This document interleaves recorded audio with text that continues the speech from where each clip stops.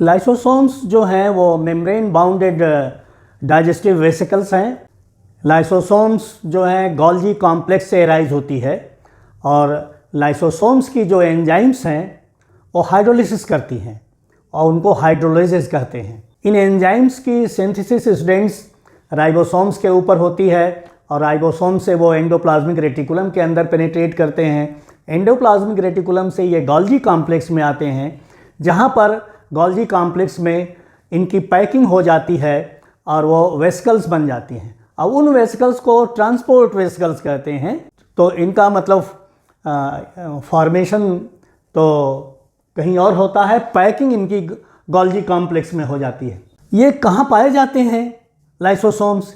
जितने eukaryotic cells हैं, सभी यूकैरियोटिक सेल्स में ये लाइसोसोम्स पाए जाते हैं। ये सिंगल मेम्ब्रेन से सराउंडेड रहते हैं। ये एनिमल्स में पाए जाएंगे, प्लांट्स में पाए जाएंगे, ये प्रोटिस्ट्स में पाए जाएंगे, प्रोटोजोअन्स में पाए जाएंगे, लेकिन ये बैक्टीरिया में नहीं पाए जाएंगे। प्रोकैरियोटिक सेल्स में मेम्ब्रेन, इंटरनल मेम्ब्रेन सिस्टम नहीं होती है, इसलिए उसमें ये नहीं पाए जाते हैं। इनका ये जो है डिग्रेडेशन करते हैं उन मटेरियल्स का जो पिनोसाइटोसिस के थ्रू या फाइगोसाइटोसिस के थ्रू सेल के अंदर आते हैं। ये जो वर्न आउट ऑर्गेनेल्स हैं सेल के, जो टायर्ड हो गए हैं ऑर्गेनेल्स, जो अब बेकार हो गए हैं, काम करने के अब लायक नहीं रह गए हैं, उन सेल्स का, उन ऑर्गेनेल्स का ये डिस्ट्रक्शन काज करते हैं।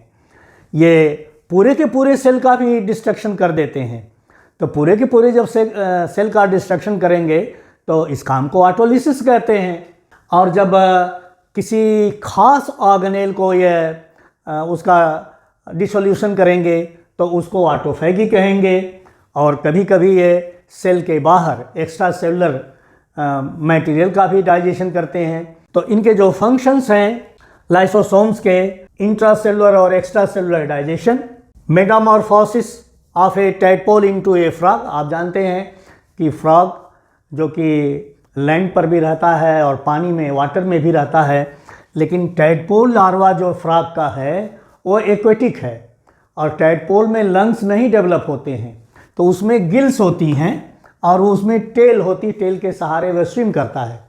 तो रेस्पिरेशन बाय गिल्स और ये स्विमिंग करता है। अब ये एडल्ट फ्रॉग कब बनेगा? मेटामॉर्फोसिस के मतलब बॉडी में चेंज हो जाना। जब इसकी टेल समाप्त हो जाएगी, गिल समाप्त हो जाएगी, वो फ्रॉग तरफ हो जाएगा। तो उसमें लाइसोसोम की एक एंजाइम होती है जिसे कैथेप्सिन कहते हैं, वो हेल्प करती है इस मेटामॉर्फोसिस में। ये जर्म सेल्स में बहुत इंपॉर्टेंट होते हैं और फर्टिलाइजेशन में हेल्प करते हैं। जर्म सेल्स का मतलब हो गया स्पर्म और ओवम। स्पर्म में एक स्ट्रक्चर होता है जिसको कहते हैं एक्रोसोम। तो एक्रोसोम में जो है लाइसोसोम की एंजाइम्स रहती हैं और वो एंजाइम्स जो हैं रिलीज होके ओवम के चारों तरफ जो स्ट्रक्चरल सराउंडिंग होती है उसको डिज़ाल्व करता है और डिज़ाल्व करेगा तब स्पर्म को पैसेज मिलेगा ओवम के न्यूक्लियस से फ्यूज़ होने का और तब जाइगोट बनेगा। तो इस तरह से ये स्पर्म में ये हेल्पफुल होते हैं। और उस एंजाइम का नाम होता है जो स्पर्म में पाई जाएगी हायालुरोनिडेज। ये एंजाइम है जो वो पाथ को क्लियर करती है ओवम तक पहुंचने का। एक जो और नेक्स्ट फंक्शन है वो WBC में, वाइट ब्लड सेल्स में, जिनको आप ल्यूकोसाइट्स भी कहते हैं, ये सेल डेब्री को, बैक्टीरिया को, वायरस को, ये सबको इनगल्फ करते हैं फाइगोसाइटोसिस के थ्रू। और इनके जो लाइसोसोम्स हैं और उसमें जो एंजाइम्स हैं इन चीज़ों का डिस्ट्रक्शन कर देती हैं। और इसको लाइसोसोम्स को सुसाइड बैग्स भी कहते हैं। बच्चों, सुसाइड बैग्स इसलिए कहते हैं कि ये आत्मघाती है, ये अपने आप को सुसाइड कर लेता है, अपने ही सेल को ये समाप्त कर लेगा, डाइजेस्ट कर लेगा कभी कभी, और या अपने ऑर्गेनेल्स को ये डाइजेस्ट कर देता है, इसलिए इसको सुसाइडल बैग्स भी कहते हैं। जो सेल्स मेटाबॉलिकली ज़्यादा एक्टिव हैं, जैसे स्प्लीन है, लीवर है, वहाँ पर जो माइटोकॉन्ड्रिया हैं वो हर 10 दिन पर, 10 डेज़ पर वो उनका रिन्यूअल हो जाता है, पुरानी समाप्त हो जाती हैं और नई फिर आ जाती हैं। तो उसमें भी ये जो लाइसोसोमल एंजाइम्स हैं वो उसकी हाइड्रोलिसिस कर देती हैं, डिस्ट्रक्शन कर देती हैं। एक और डिजीज़ होती है लाइसोसोमल स्टोरेज डिजीज़। लाइसोसोम आप समझ ही रहे हैं कि कुछ चीज़ें वो स्टोर करता है, और स्टोर करता है तो उसके वजह से डिजीज़ होती है। उसके कारण से वो कौन सी चीज़ स्टोर करता है? बच्चों, कभी कभी जीन्स में म्यूटेशन हो जाते हैं। आप जानते हैं कि जीन्स कहाँ पाए जाते हैं? जीन्स तो पाए जाते हैं क्रोमोसोम्स पर। अब क्रोमोसोम्स किस चीज़ के बने होते हैं? डीएनए और प्रोटीन के हैं। तो उसी डीएनए में कुछ न्यूक्लियोटाइड सीक्वेंस में चेंज आ जाता है। जब चेंज आ जाएगा तो जीन का तो काम है कोई ख़ास कैरेक्टर प्रोड्यूस करना। तो जो जीन कोई एंजाइम बना रहा था और वो पॉलीसेकेराइड और लिपिड का डाइजेशन कर रहा था, अब वो डाइजेशन करना बंद कर देता है, नहीं कर पाता म्यूटेशन के कारण।